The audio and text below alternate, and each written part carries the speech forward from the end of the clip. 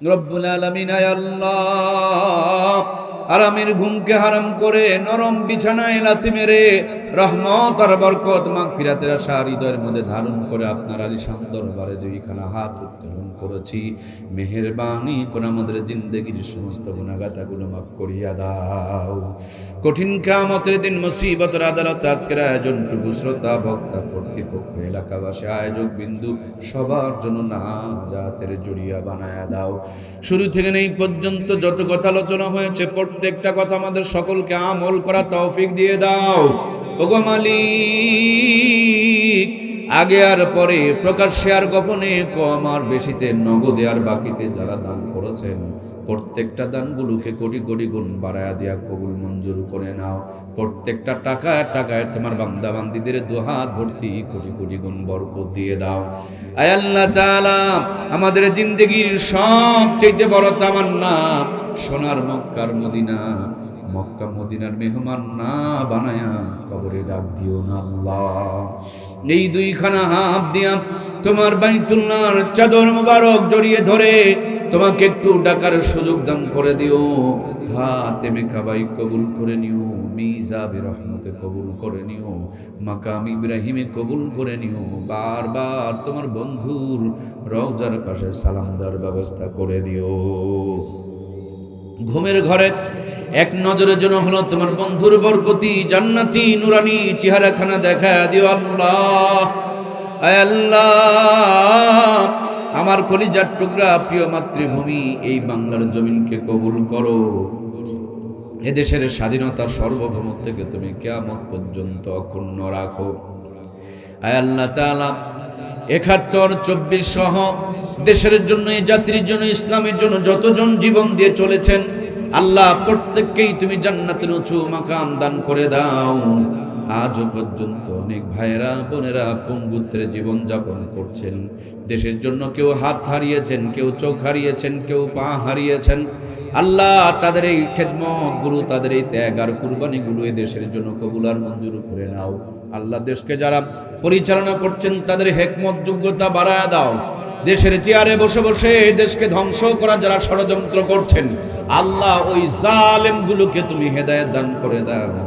তাদের তকদিরে যদি হেদায়েত না থাকে কওমে লূত আদ সামুদের মতন ধ্বংস করে দাও।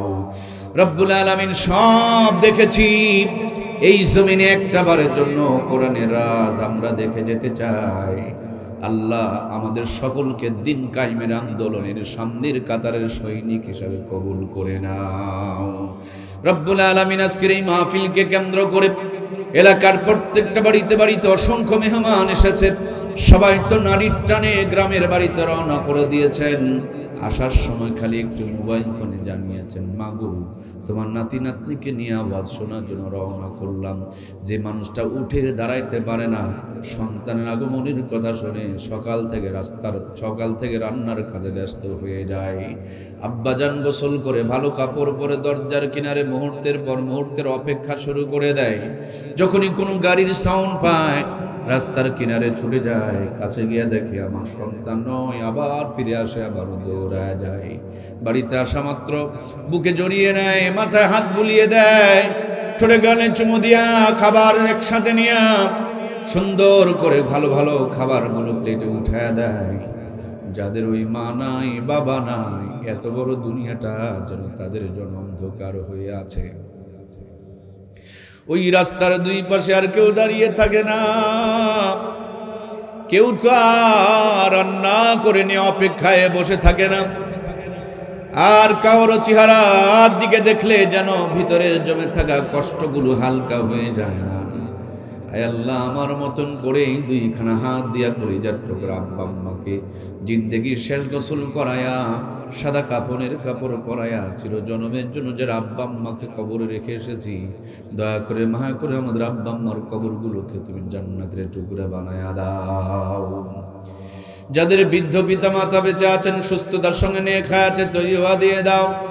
আল্লাহ আমাদের প্রত্যেকের ছেলে মেয়েগুলোকে দাইল আল্লাহ বানিয়ে দাও। সবার সন্তানগুলোকে চোখের শীতলতা, আত্মার জন্য প্রশান্তি আর মুত্তাকিদের জন্য ইমাম বানায়া নাও। রব্বুল আলামিন আমাদের অনেকের পরিবারে অশান্তি, স্বামী স্ত্রীর মধ্যে মিল মহব্বত ভালোবাসা বাড়ায়া দাও। আমাদের দুহাত ভর্তি হযরত ওসমানে গনির মতন কামাই রোজগারে বরকত দিয়ে দাও। আমাদের জীবনটাকে সাইয়্যিদিনা আবু বকরের মতন ঈমান আমল দিয়া ভরপুর বানায়া দাও। রব্বুল আলামিন এই মসজিদ কমিটিকে তোমার কাছে রেখে গেলাম, এদের প্রত্যেকটা কাজকে তুমি বরকতময় বানায়া দাও। তোমার ঘরকে যারা সুন্দর বানিয়েছেন তাদের দুনিয়া আখিরাতকে আরো সুন্দর বানায়া দাও। তোমার ঘর বানানোর জন্য যারা টাকা পয়সা দান করেছেন, তোমার ওই বান্দা বান্দীদের জন্য জান্নাতের ঘর তুমি রেডি করে রেখে দাও।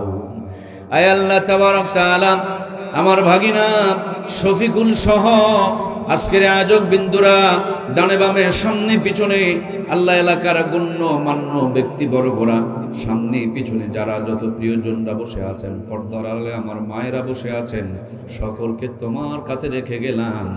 আল্লাহ আবু বকর ভাই সবাইকে তোমার কাছে রেখে গেলাম। এদের জানমালের জন্য তুমি নিরাপত্তাকারী হয়ে যাও। আমরা গরিব মানুষ, সবচেয়ে বড় সম্পদ আমাদের 3.5 হাত বডি। বড় কোনো অসুখ বিসুখ দিয়া বিছানায় ফেলে রাখিও না আল্লাহ। চলাফেরা করতে করতে, নামাজ কালাম পড়তে পড়তে তোমার কাছে যাওয়ার ব্যবস্থা করে দিও। মালিক জানি না কার জন্য কোন দোকানে কাপড় রেডি হয়ে আছে, না জানি কোন মুহূর্তে মালাকুল মউত নাকের ডগার সামনে হাজির হয়ে যাবে। কলিজার টুকরা সন্তানগুলো আব্বা আব্বা বলে চিৎকার করবে, আদরের মেয়েরা মা মা বলে ধুলাবালিতে গড়াগড়ি করবে। ওই মুহূর্ত আসার পূর্বে পূর্ণগ মুমিনে কামিল বানায়া দিও, তাওবাতুন নাসুহা নসিব করে দিও। পবিত্র রমজান মাসে রোজার হালতে জুমার দিনে ঈমানের সাথে মৌত দিও।